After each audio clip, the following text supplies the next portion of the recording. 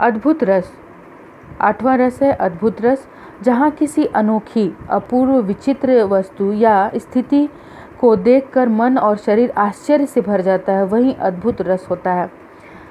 अचरज के साथ आंखें फाड़ कर देखना, घबराना, मुंह खुला रह जाना, रोमांचित होना और स्तंभित होना अद्भुत रस के स्थायी भाव, विस्मय के अनुभव हैं। अद्भुत रस का स्थायी भाव क्या है? विस्मय, अर्थात आप आश्चर्य में पड़ जाते हैं और किसी अनोखी चीज़ को देख के मुँह फाड़े खुले रह जाते हैं और आप मन में सोचने लगते हैं, हाँ ऐसा भी हो सकता है। जैसे आश्चर्य वस्तुओं में 7 आश्चर्य वस्तुओं में 7 जो अनोखी वस्तुएं विश्व में गिनाई जाती हैं, आप ताजमहल को देखें या एफिल टावर देखें, ऐसी बहुत सारी चीज़ें हैं प्रकृति में जो बहुत खूबसूरत हैं, बहुत सुंदर हैं, और बहुत सारी ऐसी चीज़ें जो बहुत विचित्र हैं, जो आपको आश्चर्य में डाल देती हैं। तो ये सब चीज़ें जो हैं वो अद्भुत रस के अंतर्गत आती हैं। अब यहाँ जो पंक्तियाँ दी गई हैं, कौरवों की सभा में श्री कृष्ण के विलक्षण विराट रूप का चित्रण रामधारी सिंह दिनकर ने अद्भुत रस द्वारा किया है। आप लोग जानते हैं कि कौरवों से 5 ग्राम मांगने के लिए गए, शांति दूत बनकर गए भगवान श्री कृष्ण। वहाँ पर कौरवों से 5 ग्राम की मांग करते हैं और वे लोग देने से मना कर देते हैं। तब विकराल रूप धारण करके भगवान श्री कृष्ण यह बताते हैं कि यह संपूर्ण संसार मेरा ही है, और अंबर में कुंतल जाल देख, पद के नीचे पाताल देख। अंबर में जो आप देख रहे हैं जितने भी ग्रह नक्षत्र हैं उसे देखो, और मेरे पद के नीचे पाताल को देखो। मुट्ठी में तीनों काल देख, मेरे मुट्ठी में तीनों काल है। मेरा स्वरूप विकराल देख, सब जन्म मुझी से पाते हैं, फिर लौट मुझी में आते हैं। मेरा यह विकराल स्वरूप तुम देख लो। क्यों? और इस पृथ्वी पर जितने भी लोग जन्म लेते हैं मुझसे ही जन्म लेते हैं और फिर वापस मृत्यु के उपरांत मुझ में ही विलीन हो जाते हैं। तो यहाँ अद्भुत रस देखने को मिलता है आपको। भगवान का ऐसा विकराल रूप देखकर लोगों की आंखें फटी की फटी रह जाती हैं, सब आश्चर्य से उन्हें देखने लगते हैं, उनके विकराल स्वरूप को। अब है शांत रस। दार्शनिक और आध्यात्मिक ज्ञान द्वारा जब आत्मचिंतन संसार की निस्सारता एवं परमात्मा की सत्यता पर केंद्रित होने लगता है, तब शांत रस प्रकट होता है। व्यक्ति जो है वह निर्वेद की स्थिति में मन संसार के मोह माया से मुक्त हो जाता है और आध्यात्म और भक्ति में लीन हो जाता है। निर्वेद जो है वह शांत रस का स्थायी भाव है।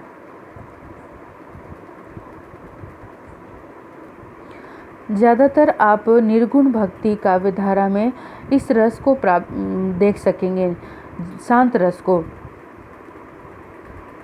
मैं समझियो निर्धार यह जग कांचो कांच सो, एके रूप अपार प्रतिबिंबित लखियत जहाँ।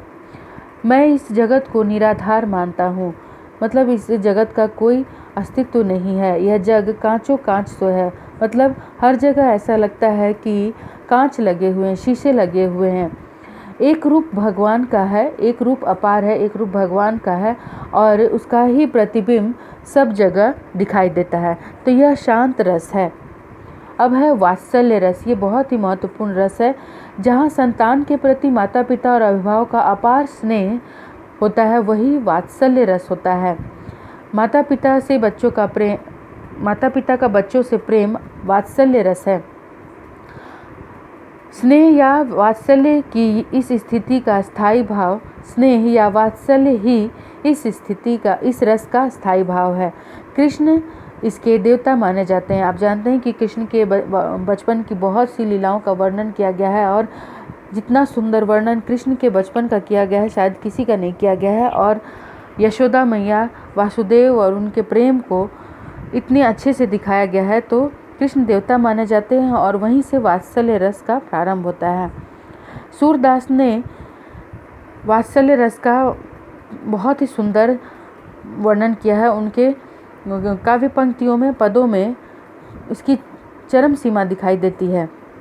शोभित कर नवनीत लिए, घुटुरुनि चलत रेणु तन मंडित, मुख दधि लेप किए।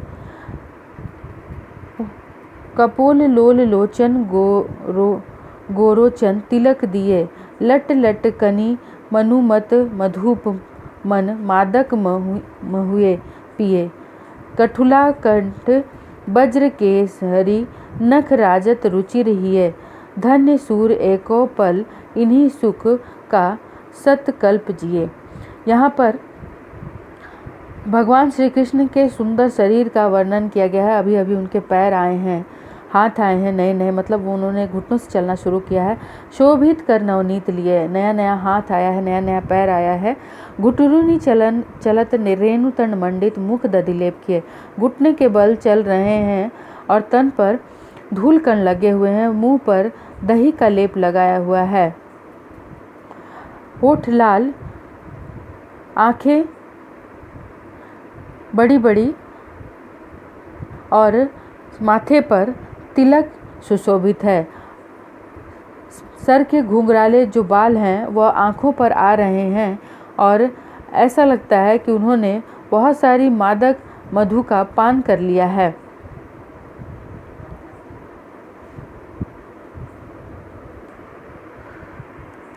बच्चों, वात्सल्य रस के बाद जो एक और रस जोड़ा गया है, 11वां रस, वह है भक्ति रस। भक्ति रस में भी प्रेम का परिपाक होता है, किंतु यह प्रेम अपने इष्ट देव के प्रति होता है। और जब वियावादी के संयोग से आराध्य विषयक प्रेम का संचार होता है, तब वहाँ भक्ति रस की व्यंजना होती है। भक्ति रस,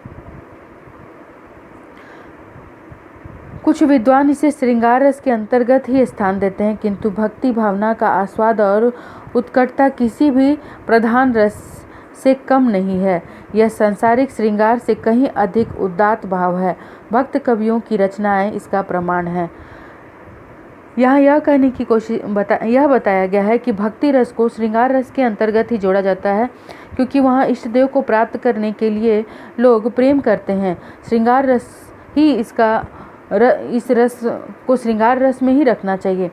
लेकिन भक्ति रस एक अपने आप में अलग रस इसलिए है क्योंकि इसमें जिस उत्कटता के साथ, जिस भक्ति की भावना के साथ ईश्वर को प्राप्त करने के लिए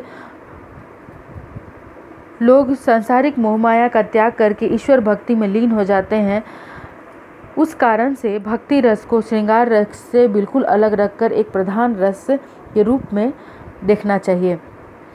यह शांत रस से भी भिन्न है, क्योंकि शांत रस में जो मोक्ष की अभिलाषा रहती है, उससे भिन्न यह भक्त केवल भगवान का सानिध्य प्राप्त करना चाहता है। इस बात को याद रखिएगा कि क्यों यह शांत रस से बिल्कुल अलग है। मेरो तो गिरधर गोपाल दूसरो न कोई, जाके सिर मोर मुकुट मेरो पति सोई। आपने ये पंक्तियाँ बहुत ये से पढ़ी होंगी कि मेरो तो गिरधर गोपाल दूसरो न कोई, जाके सिर मोर मुकुट मेरो पति सोई। जिनके सिर, मेरे तो सिर्फ गिरधर गोपाल ही हैं, दूसरा कोई नहीं है। जिनके सिर पर मोर मुकुट है, मेरा पति वही है। साधु संग बैठी बैठी लोक लाज खोई। मीरा की ये पंक्तियां हैं। अब तो बात फैल गई, जानत सब कोई। साधुओं के साथ बैठ बैठ कर मैंने लोक लाज खो दी है। अब सब लोग इस बात को जान गए हैं।